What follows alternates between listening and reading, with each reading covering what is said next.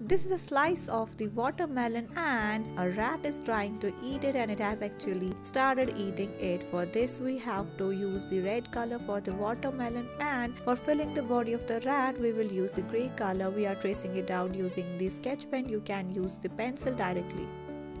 Frogs are somewhat ugly creatures, but I find them as cute. Today we are going to trace down a frog that's actually king because we have kept a crown on its head. Follow these steps to trace it down. It looks so funny. Fill it with green color.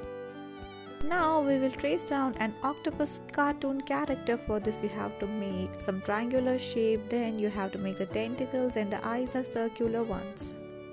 Might be thinking that we are tracing down a heart shape, but actually we are drawing the two different birds and their beak is touching each other as it's apparent on your screens. Difficulty level for this one is very easy and it's best suited for the kids between the age group of 6 to 7. Fill it with any of your favorite colors. We are filling it with yellow, pink and the blue ones. The hearts in between represent the affection.